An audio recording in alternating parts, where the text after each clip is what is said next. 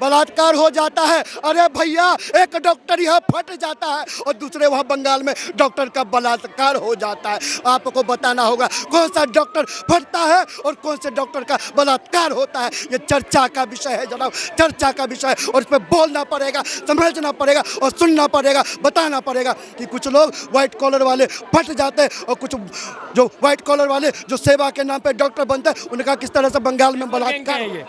ये तो कहेंगे सर्कुलर गैंग क्या होता है? सर्कुलर गैंग क्या होता है? यही होता है। क्या होता है? आपके जैसे ही होता है। क्या होता है? आपके जैसे होता जो हिंदू मुस्लिम भाई भाई कहता तुम इनके भाई बन जाओगे, तुम्हारे भाई नहीं बनने वाले, ये तुम्हें जानना है। नाम क्या आपका? जितेंद्र। तो जितेंद्र जी वही हैं, लिबरल है, हमारे लिबरल सेकुलर गैंग है। मानव जाति है कि नहीं? ये मानव जाति इनके कुरान में दिखा दोगे मानव जाति? कुरान के मुताबिक सुनो कुरान के मुताबिक मुसलमान ही इंसान है। कुरान में साफ तौर से आया है जिसने, अगर रुको भाई, जिसने एक इंसान का कत्ल कर अखिलेश यादव और ममता दीदी की हवा टाइट हो चुकी है क्योंकि बिहार के चुनाव के बाद ममता दीदी ने देखा कि भैया 20 साल से ज़्यादा कांग्रेस वाले 6 सीट पर रह गए।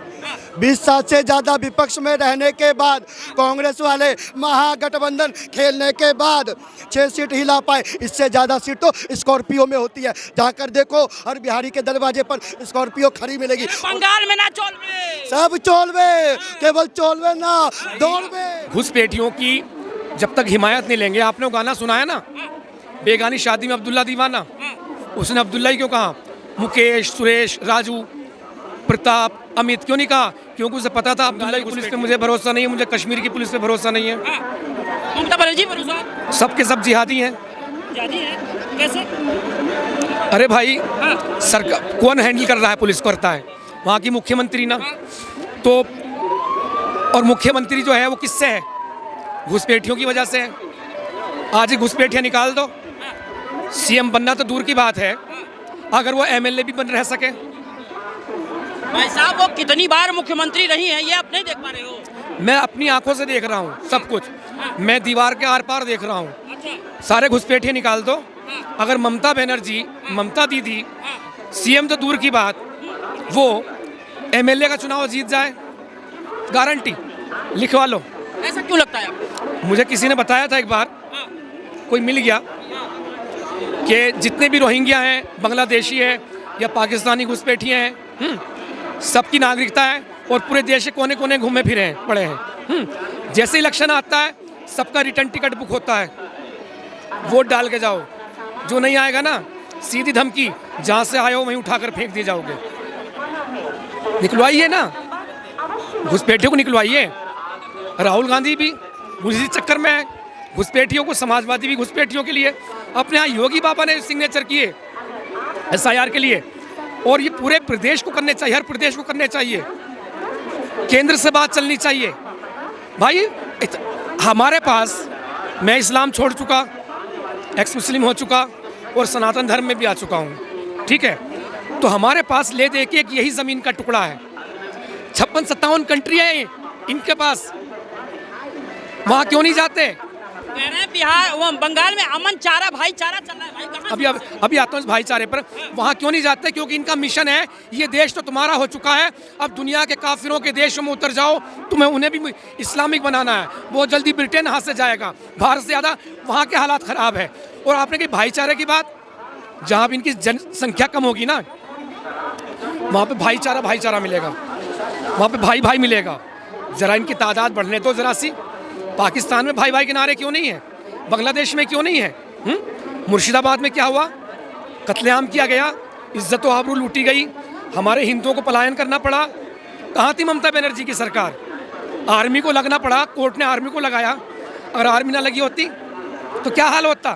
अपने योगी जी ने कहा, अगर वो दंगाई उत्तर प्रदेश में होते तो उन्हें जो सबक मिलता, बरेली गवाह है, देख लीजिए। अच्छा बताइए, चुनाव आयोग पे 2 ही लोग ज्यादातर, 10 जगह से ज्यादा वहाँ पे ये हो रहा है सर्वे SIR का, लेकिन उत्तर प्रदेश में अखिलेश यादव और बंगाल में ममता बनर्जी अपने तर्क को तेवर की पड़ी हुई है। अरे भाई, घुसपैठियों की जब तक हिमायत नहीं लेंगे, आपने वो गाना सुना है ना, बेगानी शादी में अब्दुल्ला दीवाना, उसने अब्दुल्ला ही क्यों कहा?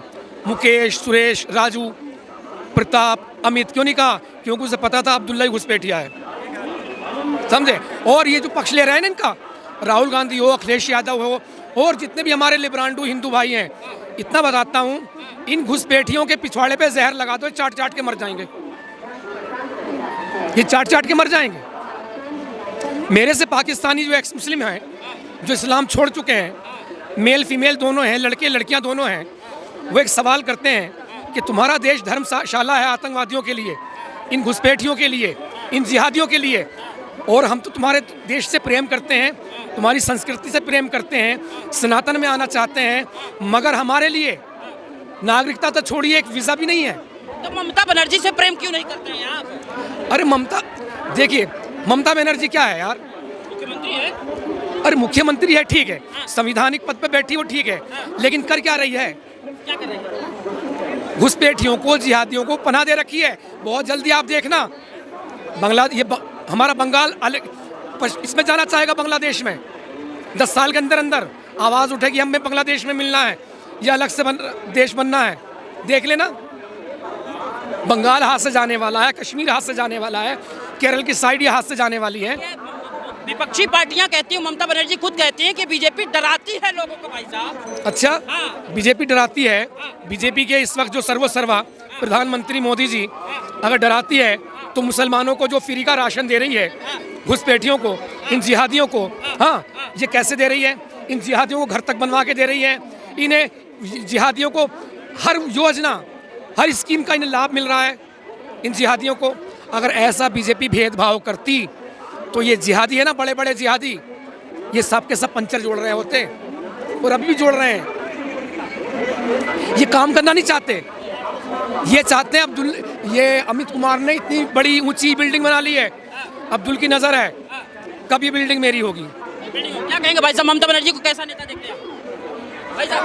बोलेंगे? अच्छा भाई, हाँ? अच्छा अच्छा, आइए। सभी अच्छे हैं। वो चुनाव आयोग पे आरोप लगा रही, कह रहे हैं कि ये जो चुनाव आयोग है ये सही काम नहीं कर रहा है, लोग जो है बीएलओ मर रहे हैं। सब अच्छा काम कर रहे हैं, आप भी तो अच्छा काम कर रहे हो, आप भी तो अच्छा काम कर रहे हो। आपकी नज़र में कौन गलत काम कर रहा है? नहीं, मेरी नज़र छोड़िए, अपनी नज़र बताइए कि आपकी नज़र क्या कहती है। मैं तो बताता रहा हूँ, आपकी नज़र में कौन अच्छा काम कर रहा ममता बनर्जी ठीक काम कर रही है, है? सब बढ़िया काम कर रहे हैं, सारे लोग अच्छा काम कर रहे हैं। बढ़िया काम कर रहे हैं। भाई साहब ये लिबरांडू हैं, ये लिबरांडू है हमारे भाई, लिबरल हैं, सेकुलर गैंग के हैं ये तो कहेंगे सर्कुलर गैंग क्या होता है? हैं? सर्कुलर गैंग क्या होता है? यही होता है, क्या होता है? आपके जैसे ही होता है, क्या होता है? आपके जैसे होता, जो हिंदू मुस्लिम भाई भाई कहता तुम इनके भाई बन जाओगे, तुम्हारे भाई नहीं बनने वाले, ये तुम्हें जानना है। नाम क्या आपका? जितेंद्र। तो जितेंद्र जी वही हैं, लिबरल है हमारे, लिबरल सेकुलर गैंग है। मानव जाति है कि नहीं? ये मानव जाति इनके कुरान में दिखा दोगे मानव जाति?